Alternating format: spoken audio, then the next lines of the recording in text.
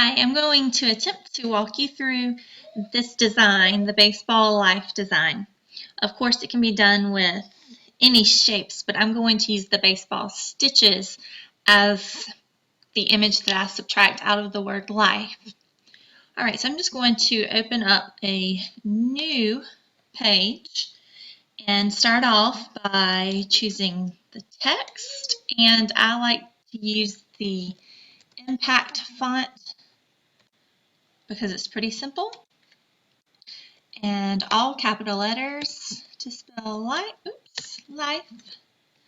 There we go, and make it larger even if you're not going to use it this large as your final design. Just having it this big really helps me see what I'm doing, and plus I like to fill it with color because it looks better to me. There we go. All right, so we're going to start with this. And I'm going to switch back over here because I already have these baseball stitches. I'm going to just copy those and come back over here and paste them and position them wherever I want them. I just want it kind of stretching across all of my letters, but I want to make sure that I leave this part of the F visible so that when I'm actually subtracting the stitches out, that letter still looks like the letter F. Let me go back and look over here. See how I have that there? You can see what it does right here when you subtract off of the E. Just wanted to make sure that my F still looks like an F and my my E still looks like an E. Excuse me, I can't talk this morning either. All right, so there we go. And this part is super simple. Just drag and select all, and then come up here to your modify window, choose subtract all. Looks like absolutely nothing has happened, but when you drag the red stitches out of the way, you can see, hey, there you go. Now, let me go back over here. I thought that I made those a little bit larger. All right, I'm not going to keep that, so I'm going to edit, undo move shape, edit, undo subtract, and there we go. And this should just be the stitches. I want to stretch these out larger. Grab this end. Here we go. And again, make sure that my F still looks like an F. All right. And this is a trial and error kind of process. I love that edit feature where you can go back and fix your mistakes without starting from scratch.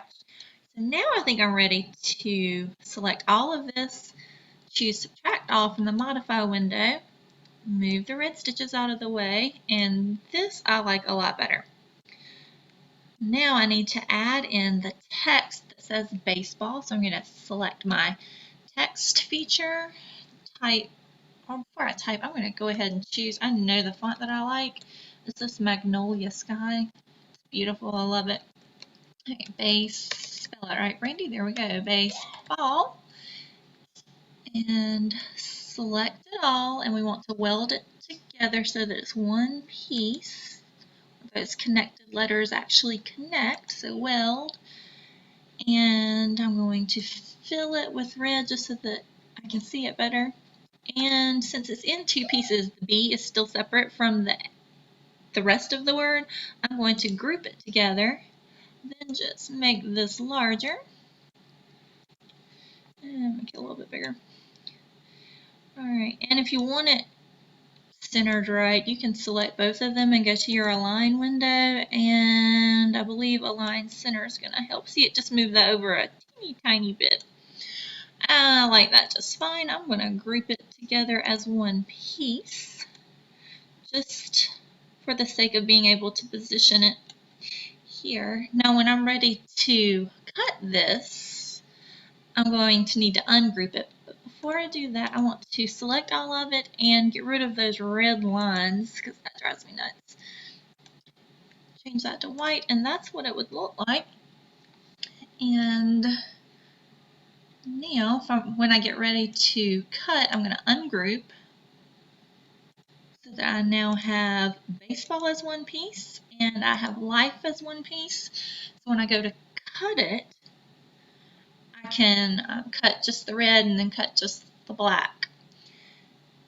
Now, if you're going to use this design as a shirt design, of course you need to select it all. I'm going to right click and do flip horizontally because for heat transfer, you know you have to mirror the image. But I hope that helps you out a little bit. Thanks for coming to visit me on YouTube.